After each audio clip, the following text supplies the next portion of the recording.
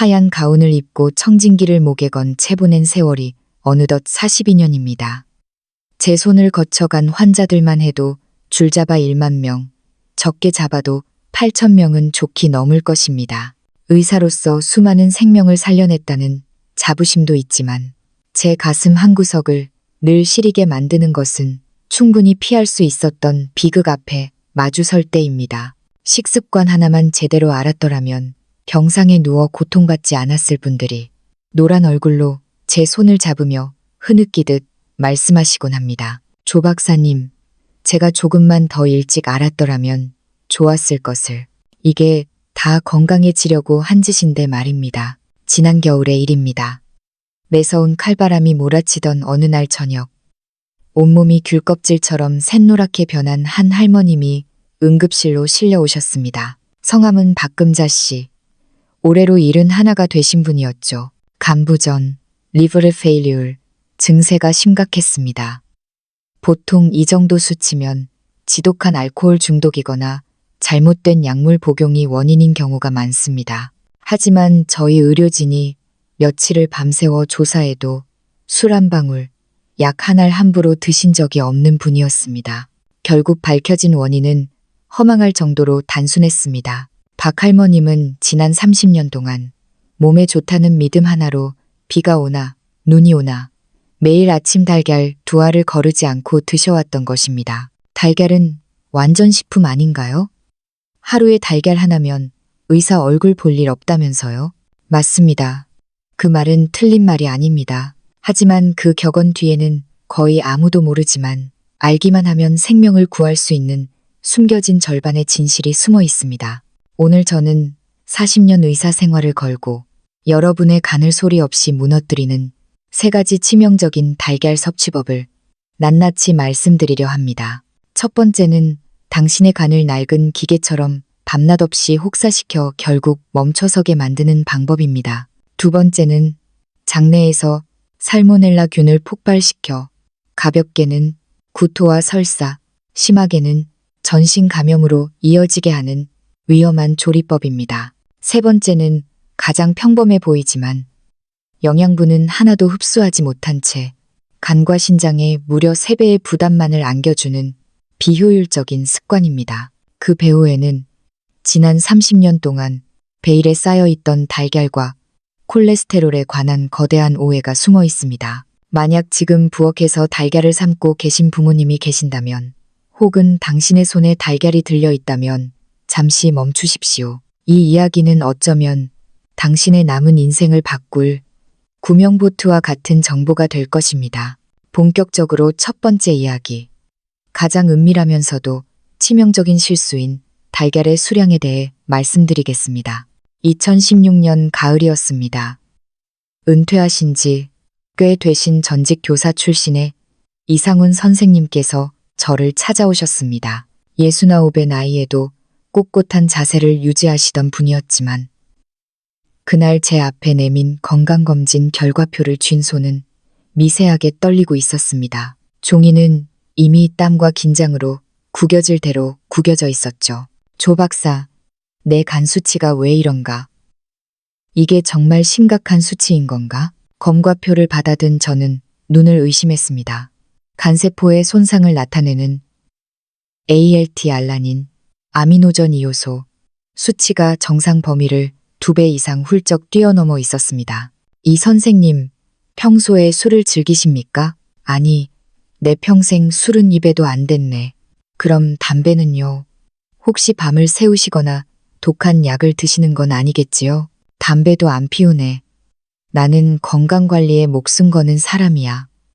매일 새벽 5시 반이면 일어나서 남산 산책로를 1시간씩 뛰고 음식은 늘 담백하게만 먹어. 기름진 건 입에도 안 되지. 저는 그의 일과를 더 자세히 물었습니다. 아침 식사는 삶은 달걀 한 알과 오트밀 한 그릇. 점심은 쌀밥 반 공기에 정갈하게 구운 생선 한 토막. 저녁은 밥과 두부 한 모. 때로는 단백질 보충을 위해 닭가슴살을 조금 곁들인다고 하셨습니다. 그의 식단을 듣는 순간 제 머릿속에는 거대한 공장의 이미지가 떠올랐습니다. 선생님, 간이 나빠진 원인을 알 것 같습니다. 문제는 선생님이 너무 영양가 있게 드셨다는 데 있습니다. 이 선생님은 멍한 표정으로 저를 바라보았습니다. 너무 영양가 있게 먹어서 간이 망가지다니 그게 무슨 말도 안 되는 소린가? 저는 차근차근 설명을 이어갔습니다. 우리 몸은 하나의 정교한 공장과 같습니다. 간은 원료를 가공하는 핵심 작업장이고 신장은 노폐물을 걸러내는 여과 작업장이지요.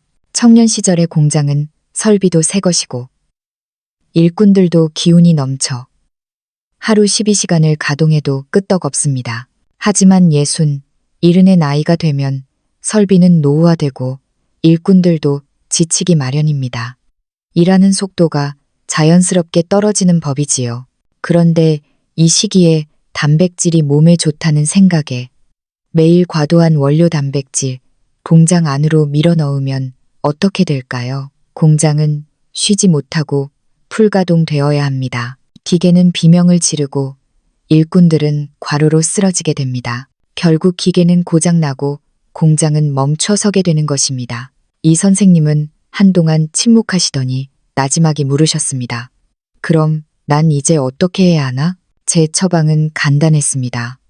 단백질의 양을 줄여 간에게 숨 쉴 틈을 주는 것이었습니다. 매일 드시던 달걀을 이틀에 한 번으로 줄이고 생선과 두부의 양도 조절하도록 했습니다. 3달 후 다시 검진센터를 찾은 이 선생님의 간 수치는 놀랍게도 모두 정상으로 돌아와 있었습니다. 그는 붉어진 눈시울로 말씀하셨습니다. 박사님, 평생 제가 잘하고 있는 줄만 알았습니다. 제 손으로 제 간을 갉아먹고 있었다니 이런 사례는 의료 현장에서 너무나 흔하게 일어납니다.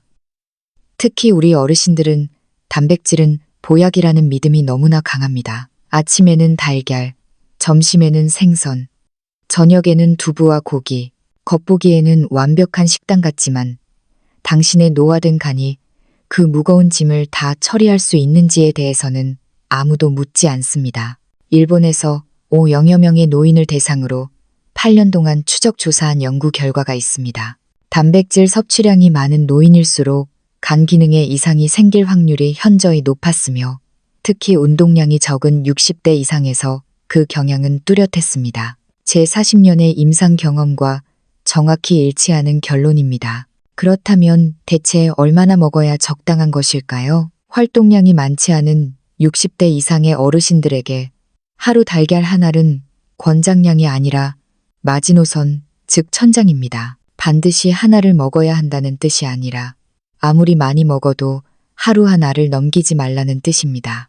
더군다나 그날 생선이나 고기를 충분히 드셨다면 아침에 달걀은 과감히 생략하거나 반 알만 드셔도 충분합니다. 제가 가장 추천하는 방식은 일주일에 5~6알 정도를 섭취하는 것입니다. 그래야 간도 쉬는 날이 있고 당신의 식단도 유연해질 수 있습니다.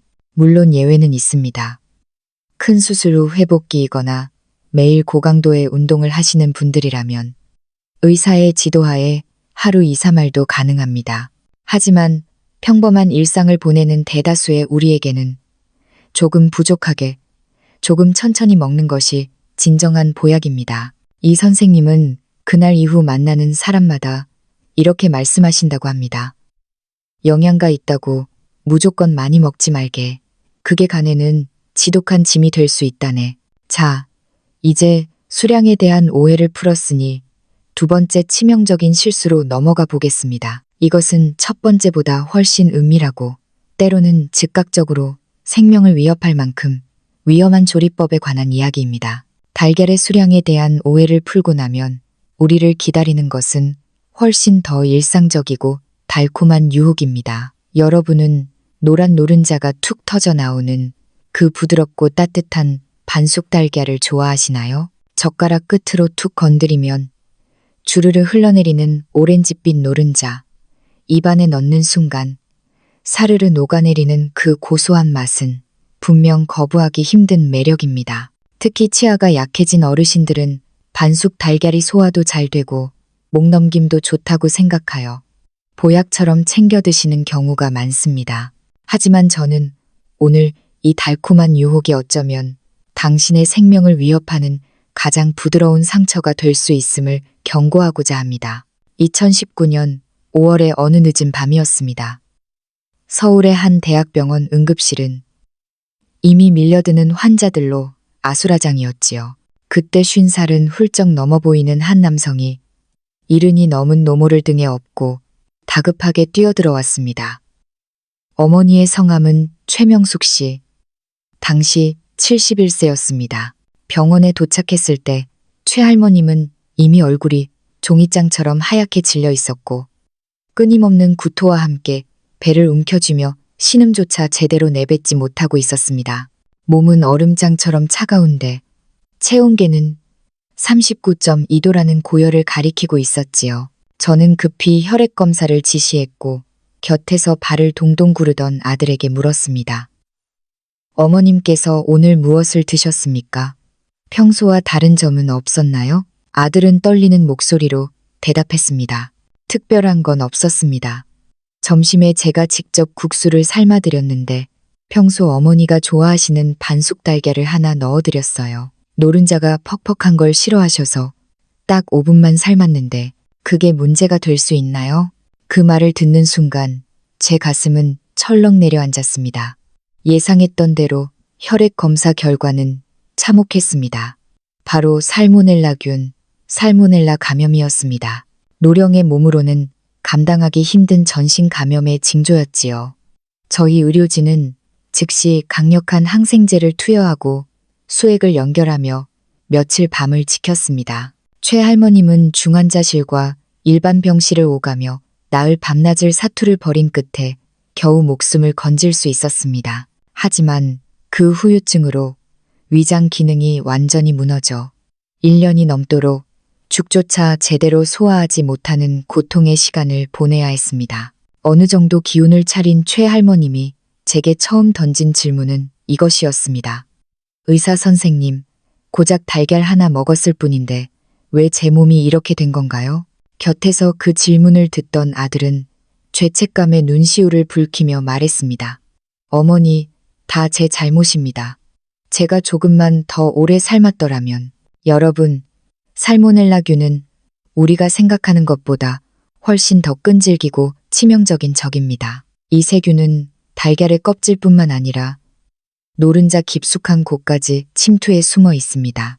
육안으로는 절대 보이지 않으며 맛이나 냄새조차 변하지 않기에 우리는 무방비로 이를 섭취하게 됩니다. 혈기왕성한 젊은이들이라면 며칠 설사를 하고 가볍게 넘길 수 있을지 모릅니다. 하지만 우리 노년층은 다릅니다.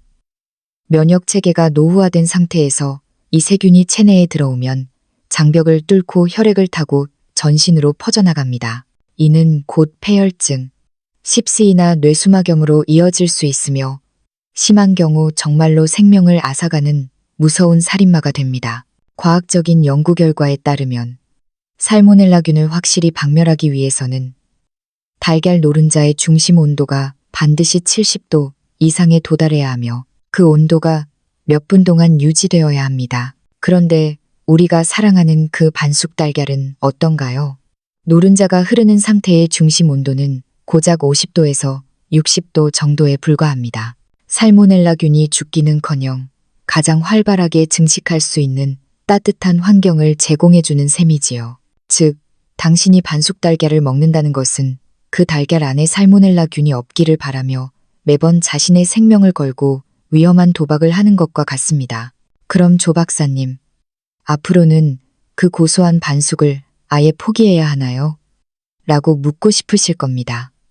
다행히 방법은 있습니다. 정반숙의 식감을 포기할 수 없다면 대형마트에서 판매하는 살균 달걀 혹은 가공란을 구입하십시오. 이들은 출고 전 저온 살균 과정을 거쳐 살모넬라균의 위험을 최소화한 제품들입니다. 이런 달걀을 사용하여 5, 7분 정도 삶는다면 상대적으로 안전한 미식의 즐거움을 누릴 수 있습니다. 하지만 동네 시장에서 파는 일반적인 생달걀이나 출처가 불분명한 달걀이라면 이야기가 달라집니다. 그런 달걀은 반드시 아주 철저하게 익혀야 합니다. 끓는 물에서 최소 10분에서 12분 이상 노른자가 완전히 단단해질 때까지 삶으십시오. 조금 퍽퍽하고 맛이 덜할지라도 그것이 병상에 누워 후회하는 것보다 수천 배 나은 선택임을 명심하셔야 합니다. 반숙 달걀의 위험에 이어 제가 꼭 짚고 넘어가야 할 또 하나의 숨은 살인마가 있습니다. 바로 식어버린 달걀, 즉 남겨둔 달걀의 문제입니다. 우리 부모님 세대는 보릿고개를 넘기며 살아오신 분들이기에 절약이 뼛속 깊이 새겨져 있습니다. 먹다 남은 음식을 버리는 것을 천벌을 받을 일로 여기시지요. 그래서 삶아둔 달걀이 남으면 냉장고에 넣어두었다가 다음날 꺼내 드시는 경우가 많습니다. 저 역시 음식을 낭비하는 것을 좋아하지 않습니다. 냉장고가 있으니 세균 번식이 억제되어 안전할 것이라고 생각하기 쉽지만 진짜 문제는 보관이 아니라 재가열의 방식에 있습니다. 많은 어르신이 아침에 냉장고에서 꺼낸 달걀을 전자레인지에 넣고 1분 정도 땡하고 돌려 드십니다. 빠르고 간편하니까요. 하지만 이것이 당신의 위장을 파괴하는 지름길이라는 사실을 알고 계십니까? 전자레인지의 마이크로파는 열을 불균등하게 전달합니다. 이는 달걀 속 단백질을 과도하게 변성시켜 마치 부드러운 소고기가 새까맣게 타버린 숯덩이처럼 변하게 만듭니다. 이렇게 변성된 단백질은 우리 장기에서 도저히 소화할 수 없는 단단한 돌덩이와 같습니다. 이를 억지로 소화하려다 보면 위장 점막에 상처가 나고 만성 소화불량과 위염을 유발하게 됩니다. 만약 전날 삶은 달걀을 드셔야 한다면 두 가지만 기억하십시오. 첫째, 냉장 보관하되 반드시 24시간 이내에 드십시오. 48시간이 지나면 미련 없이 쓰레기통으로 보내야 합니다. 둘째, 절대 전자레인지를 쓰지 마십시오. 번거롭더라도 찜기나 전기밥솥을 이용해 물을 살짝 넣고 5분 정도 중탕하듯 데우십시오. 그래야 단백질 파괴를 최소화하고 당신의 위장을 보호할 수 있습니다. 절약은 아름다운 미덕이지만 건강을 잃은 뒤의 절약은 아무런 의미가 없습니다. 달걀값 몇백 원을 아끼려다 수백만 원의 병원비를 지출하고 고통받는 비극은 이제 멈춰야 합니다. 자, 이제 두 번째 실수까지 알아보았습니다. 수량을 조절하고 조리법을 바꾸면 이제 안심해도 될까요? 안타깝게도 아직 가장 중요하고도 눈에 띄지 않는 실수가 하나 더 남아 있습니다. 바로 언제, 무엇과 함께 먹느냐의 문제입니다. 달걀의 수량을 조절하고 그 조리법을 바꾸어 살균의 벽을 세우셨다면 이제는 훨씬 더 세밀하고 깊은 지혜가 필요한 단계에 이르렀습니다. 많은 환자가 제 진료실을 찾아와 이렇게 묻곤 합니다. 조 박사님, 이제 하루에 한 알만 아주 푹 익혀서 먹고 있습니다. 그런데도 왜 아침마다 속이 더부룩하고 기운이 나지 않는 걸까요?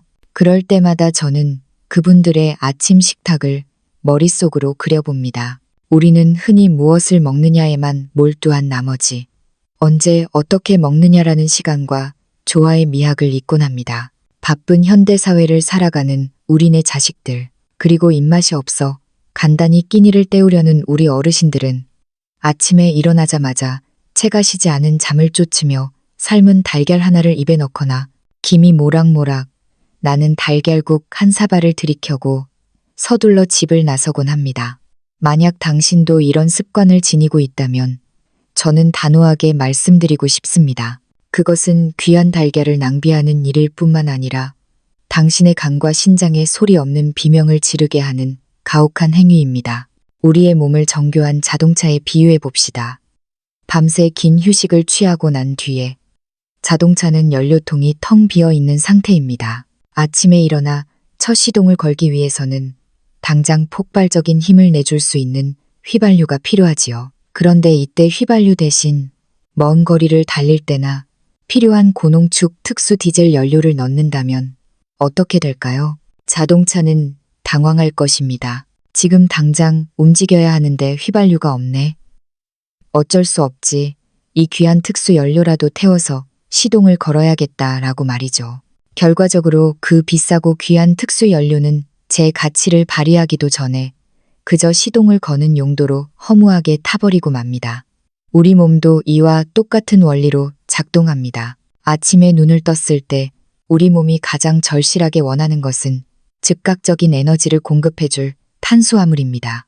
따뜻한 죽 한 그릇, 부드러운 빵 한 조각, 혹은 소박한 밥 한 술이 바로 그 휘발유 역할을 합니다. 반면 달걀은 우리 몸의 근육을 만들고 면역 체계를 강화하는 항체를 제조하는 데 쓰이는 아주 고급스러운 연료, 즉 단백질입니다. 그런데 빈속의 달걀부터 먹게 되면 우리 몸은 이 귀한 단백질을 근육을 만드는 데 쓰지 못합니다. 에너지가 급하니 일단 이 단백질이라도 택감으로 써서 몸을 돌리자 라며 달걀을 그저 단순한 화력 연료로 태워버리는 것이지요. 비극은 여기서 끝나지 않습니다. 단백질이 에너지원으로 연소되는 과정에서는 탄수화물과는 비교도 할 수 없을 만큼 많은 양의 질소 노폐물이 발생합니다. 이 찌꺼기들은 고스란히 우리 몸의 정화조인 간과 신장으로 흘러 들어갑니다. 결국 달걀을 먹어 기운을 내려 했던 당신의 선의는 간과 신장에 평소보다 3배나 무거운 짐을 지우는 결과로 되돌아오게 됩니다. 그렇다면 저는 환자들에게 어떤 황금의 식사법을 권할까요? 그 방법은 의외로 간단하지만 그 효과는 수만 금의 보약보다 낫습니다. 첫째, 아침에 눈을 뜨면 가장 먼저 미지근한 물 한 잔을 천천히 마셔 잠들어 있던 위장을 깨우십시오. 둘째, 이제 위장이 준비되었다는 신호를 보냈다면 아주 적은 양이라도 탄수화물을 먼저 섭취하십시오. 죽 반 그릇도 좋고 통밀빵 한 조각이나 오트밀 몇 숟가락도 훌륭합니다. 이것은 소화 시스템에 보내는 일종의 작업 개시 신호입니다. 셋째, 그리고 약 10분 정도의 여유를 가지십시오. 그 시간이 흐른 뒤에야 비로소 달걀을 드시는 것입니다. 이 작은 순서의 변화만으로도 달걀 속의 단백질은 깸감으로 낭비되지 않고 당신의 손상된 세포를 복구하고 면역력을 높이는 본연의 임무를 완수하게 됩니다. 10분의 기다림이 당신의 건강을 몇 배나 더 단단하게 만들어주는 셈이지요. 순서만큼이나 중요한 것이 또 하나 있습니다. 바로 음식의 궁합입니다. 한국 사회에서 오랫동안 떠돌던 괴담 같은 이야기가 하나 있지요. 달걀과 두유 혹은 콩굴을 함께 먹으면 독이 된다거나 서로 상극이라 영양이 파괴된다는 말입니다. 42년 차 의사인 제가 확실히 말씀드리겠습니다.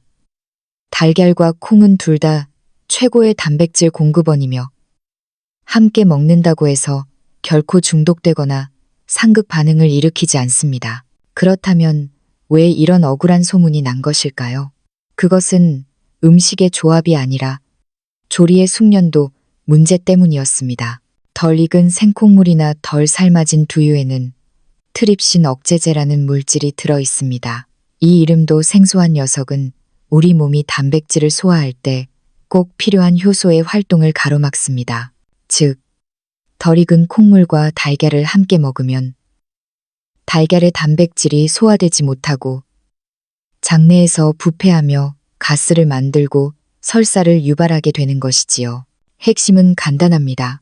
콩물을 직접 짜서 드신다면 반드시 100도 이상의 온도에서 거품이 부글부글 끓어오를 때까지, 그리고 그 상태로 최소 5분 이상 더 끓여서 트립신 억제제를 완전히 파괴해야 합니다. 만약 시중마트에서 파는 살균된 두유라면 이미 고온 처리가 끝난 상태이니 안심하고 달걀과 곁들여 드셔도 됩니다. 시간의 리듬을 지키고 올바른 짝꿍을 찾아준다면 이 작은 달걀 한 알은 비로소 당신의 몸 안에서 그 거대한 가치를 증명해낼 것입니다. 하지만 조 박사님, 제 마음속에는 여전히 가시지 않는 두려움이 있습니다. 달걀 노른자의 콜레스테롤이 내 혈관을 막아버리면 어쩌나? 뇌졸중이나 심장병이 오면 어떡하지? 라는 공포 말입니다. 실제로 많은 환자가 노른자를 쓰레기통에 버리며 안도하곤 합니다. 하지만 저는 그 광경을 볼 때마다 너무나 안타까워 가슴이 미어집니다. 이제 여러분이 가장 궁금해하실, 그리고 수십 년간 여러분을 속여왔던 콜레스테롤의 거대한 거짓말에 대해 이야기해 볼 시간입니다.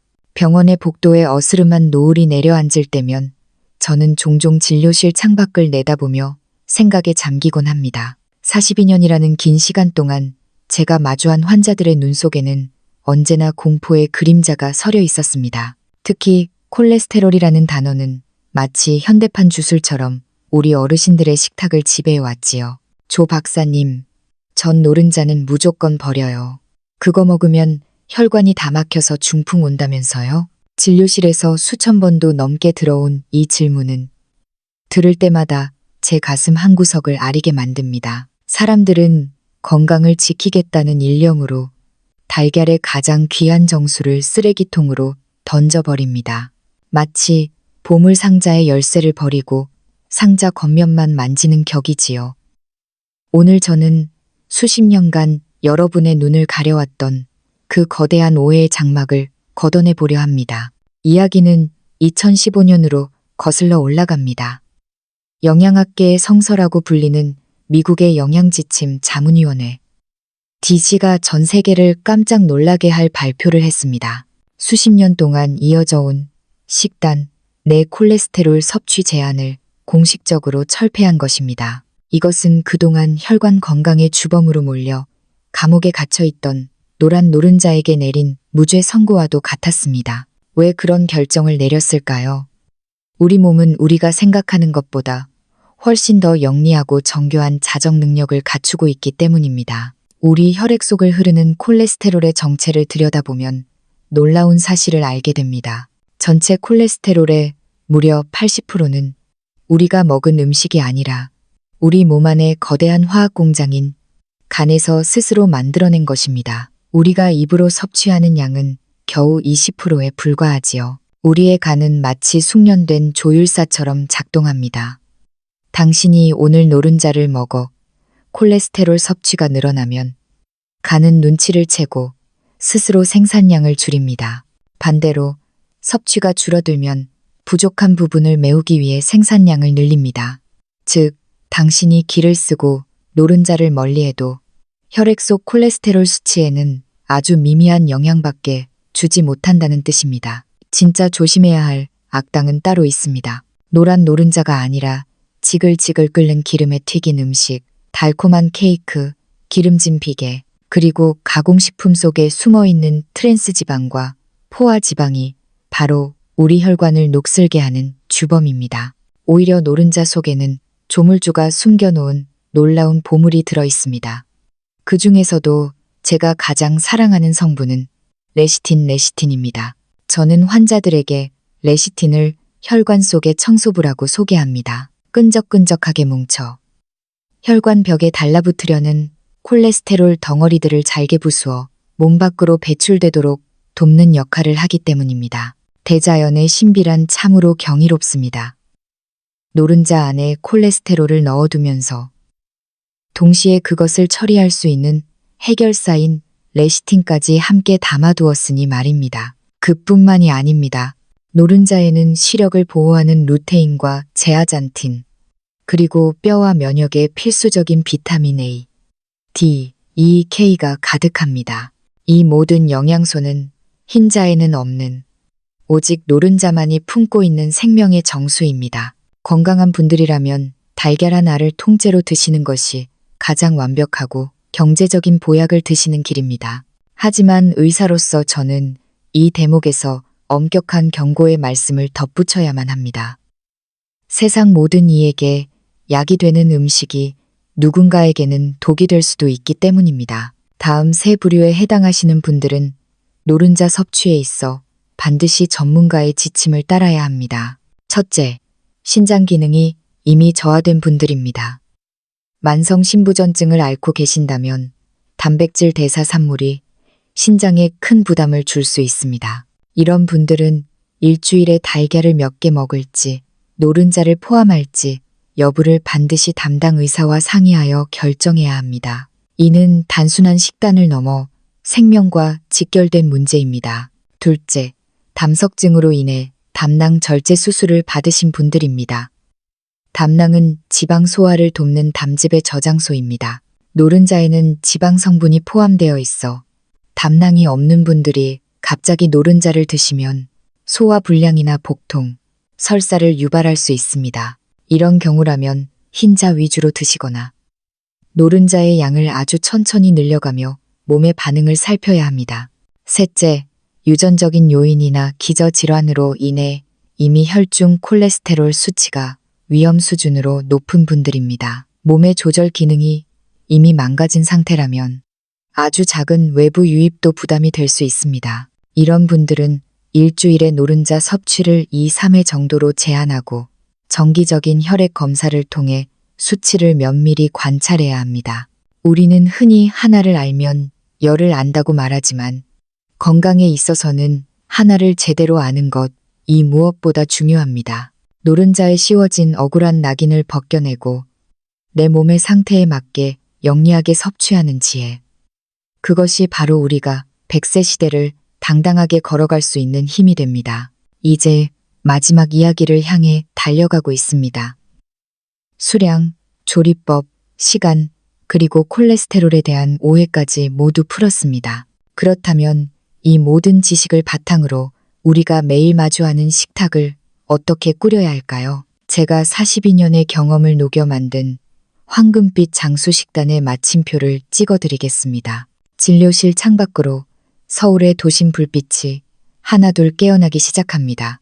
42년이라는 긴 시간 동안 이 자리를 지키며 제가 깨달은 가장 큰 진리는 건강은 거창한 구호나 값비싼 약초에 있는 것이 아니라 매일 마주하는 소박한 식탁 위의 질서에 있다는 사실입니다. 달걀 한 알의 수량을 조절하고 조리법을 바꾸며 먹는 순서를 바로잡는 이 작은 변화들이 모여 결국 당신의 간과 신장을 지켜내는 거대한 방패가 됩니다. 이제 제가 수만 명의 환자를 돌보며 다듬어온 우리 어르신들을 위한 황금빛 장수 식단 모델을 여러분의 가슴에 새겨드리고자 합니다. 이 식단은 단순히 배를 채우는 것이 아니라 우리 몸의 장기들이 가장 편안하게 일할 수 있도록 배려한 시간표입니다. 조 박사가 제안하는 황금 식사 시간표. 아침 식사 오전 7시.